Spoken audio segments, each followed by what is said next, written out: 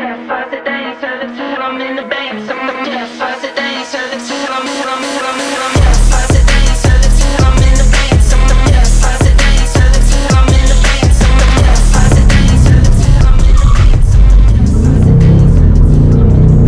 folks, Ford reckon that this is the best handling Mustang they've made so far. Let's find out.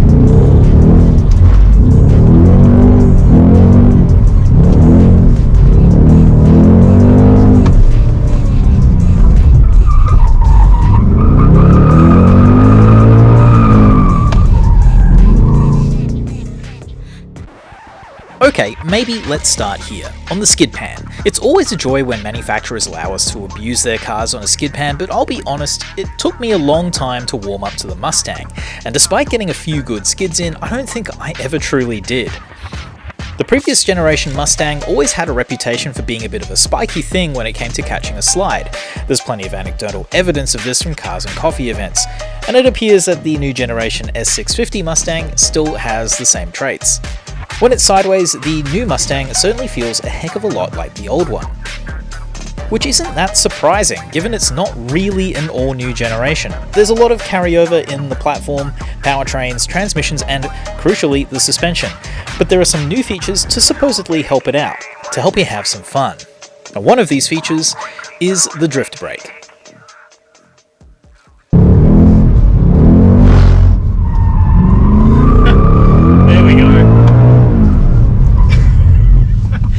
Gets loose if you want it to. I think that's probably the most interesting thing about it. Like, we've got this drift brake here, but it doesn't turn you into a drift hero. It definitely requires a little bit more work. It's not going to do everything for you. And for me, I think that's kind of refreshing. There's a lot of cars out there with drift modes that really kind of flatter the driver and make it look easy, but I tell you what, it actually isn't. Here's some footage of me screwing it up. There's quite a lot of it. Too early on power. Too much steering.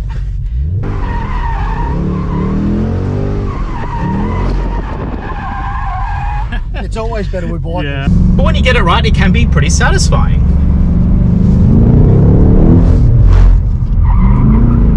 Not like that. That's more of half a spin, but you know, still really good fun.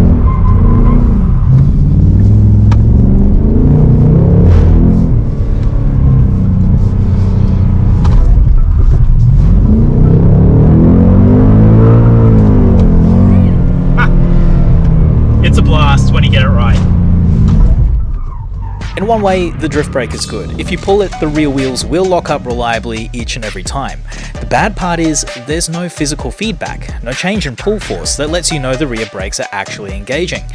If you're used to initiating a drift with an old school mechanical handbrake, losing that feedback can feel a bit weird. I should also mention my least favorite aspect of the drift brake. It's all the way on the left side of the center console, in a different fucking postcode. And every time that I reach for it, I felt that I might be about to invade the privacy of my passenger. But getting sideways is just one side of the Mustang, and in my opinion, it's not its forte, even with that drift brake. You feel like you're miles away from both the front and rear axle, and the steering and suspension don't really give you stacks of feedback to work with. There's no delicate balance to the chassis, and initiating oversteer is best achieved with power. That drift brake is just a bit too hard to gel with due to its electronic nature, and ultimately, the Mustang just feels a bit too fat to have fun with. At 1.8 tons, it's a bit of a porker. It's no Toyota 86, no Mazda MX-5, and even a Nissan Z feels a bit more friendly to those who like oversteer. So if you find yourself in an S650 Mustang, maybe leave the skid pan alone and head to the track.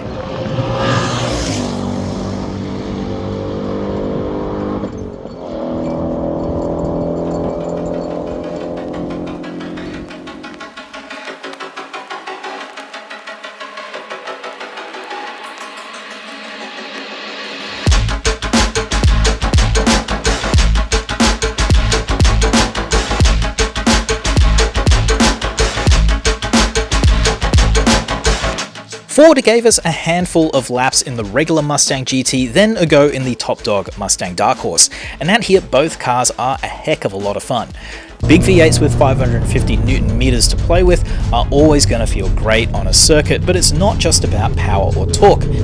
When spec'd with the Magnerite suspension, even the GT feels fairly taut for an 1800 kilo coupe. And while the Dark Horse squeezes an extra half inch from its wheel widths, both the GT and Dark Horse actually have the same contact patch from their identically sized Pirelli P0s.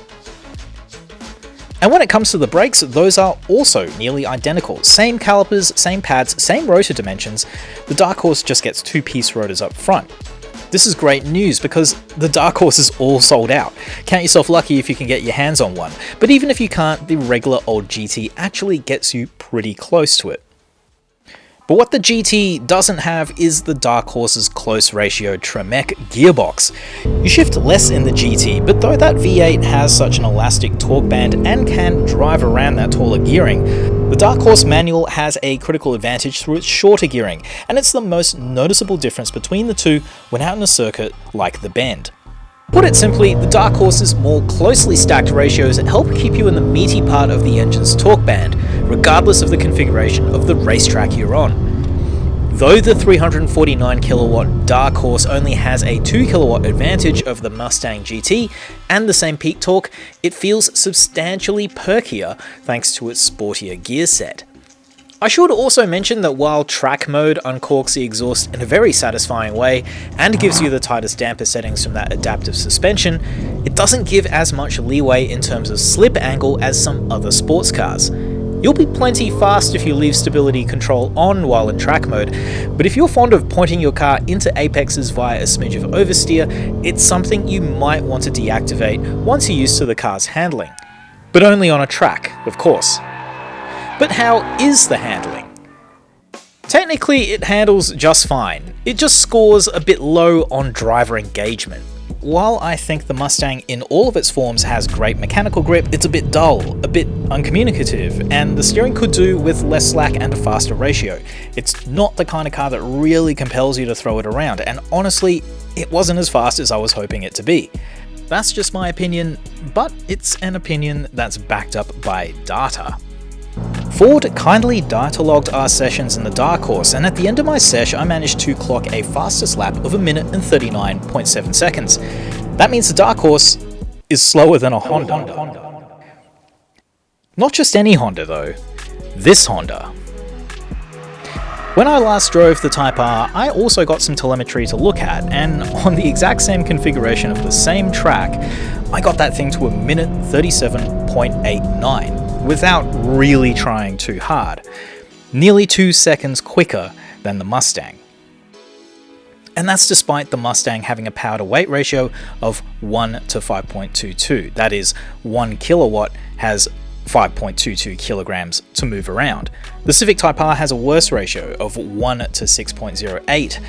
But the difference between the two comes down to the fact that the Type R weighs about 200 kilograms less, and the fact it simply handles better despite being front-wheel drive. It's easier for a driver like me to extract the best from the Type R because its handling works with you, and while the Mustang doesn't necessarily fight you, it's just harder to tell how far you can push it, and that's something that can cost you time at a circuit. But here's the thing. I think that actually kind of makes the Mustang the more rewarding car out in a circuit. Because if you put in the effort to get to know it, and to develop yourself as a driver and learn how to make the Mustang move the way you want it to, this thing can be an absolute rocket. I'll freely admit that I'm a fairly average driver, maybe above average on a good day, but my good friend Scott Newman is exceptional, and if you want to see what a Dark Horse can really do, go over to his channel and watch his full lap. I'll put a link to his videos somewhere. But long story short, he managed to get a lap time of 1 minute 33 out of that thing. That is properly moving, and it shows the actual potential of the Mustang much better than my 1 minute 39 does. So the lesson here is that the Mustang needs work, not from Ford's engineers, but from you, its driver. Some cars, like the Civic Type R, are so easy to love and so easy to engage with, but the Mustang makes you sweat before it gives you its best. Hard to live with? Nah, maybe look at it just being higher up on the effort to reward matrix than some other cars are. That said, if you're the type who prefers a car that feels like an extension of your own body, look elsewhere. There are better choices than the Mustang. Is it the best handling Mustang though? Well, you bet. But that's kind of like me saying I'm the most handsome motoring journalist called Tony O'Kane. I think that's a pretty easy competition to win. But the fact of the matter is that this is a tremendously capable machine, and if you're on the hunt for a big, brawny coupe that can teach you a thing or two on a racetrack, something that you can explore more and more as you get to know it better, the new Mustang, particularly the head-kicking dark horse, just might be what you're chasing. Thanks for watching.